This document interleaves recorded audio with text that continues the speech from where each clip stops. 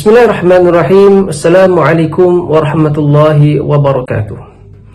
Alhamdulillahi rabbil alamin. Wassalatu wassalamu ala rasulil mursalin wa ala alihi wa sahbihi ajma'in, amma ba'd.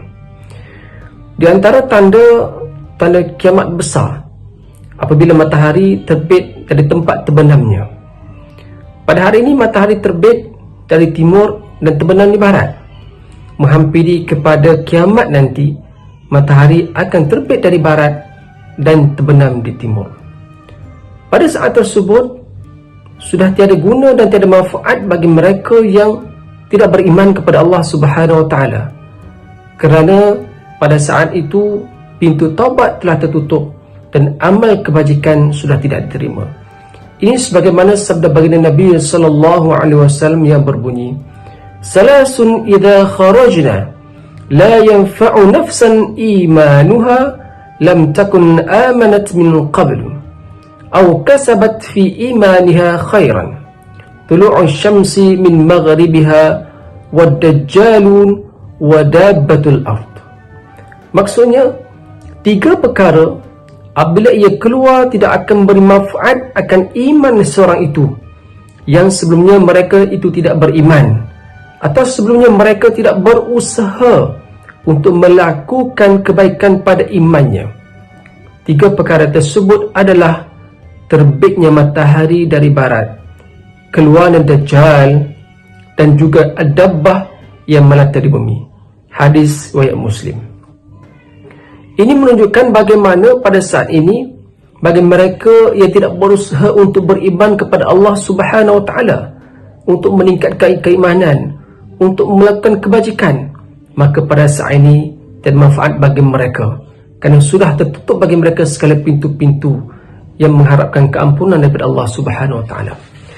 Pada saat itu juga kita akan dapat melihat bagaimana manusia-manusia akhir zaman akan diperlihatkan dengan situasi iaitu banyak perkara-perkara maksiat kepada Allah Subhanahu Wa Taala, yang mana perkara ini akan menerima balasan di atas dunia lagi.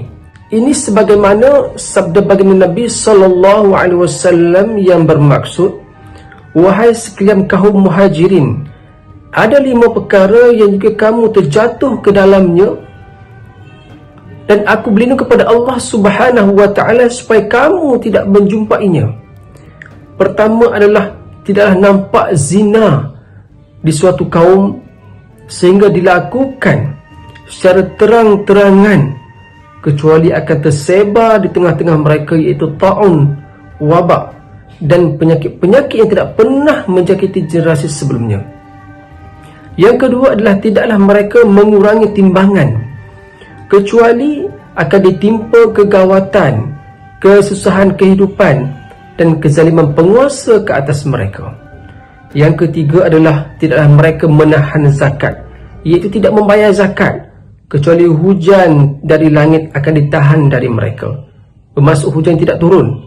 Dan sekiranya bukan kerana haiwan-haiwan, nescaya manusia tidak akan diberi hujan. Yang keempat, tidaklah mereka melanggar perjanjian mereka dengan Allah dan Rasulnya, kecuali Allah akan menjadikan musuh mereka berkuasa atas mereka, lalu musuh tersebut mengambil sebahagian apa yang mereka miliki.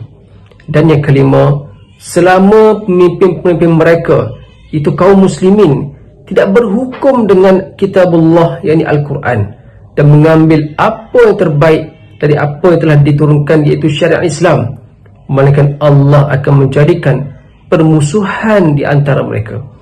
Ini merupakan antara situasi dan perkara-perkara yang Nabi SAW gambarkan supaya manusia akhir zaman tidak termasuk dalam 5 perkara itu. Mudah-mudahan kita yang berada pada akhir zaman ini dapat mengelak diri kita dari terjerumus ke dalam perkara-perkara tersebut. Wallahu Subhanahu Wa Taala a'lam. Assalamualaikum warahmatullahi wabarakatuh.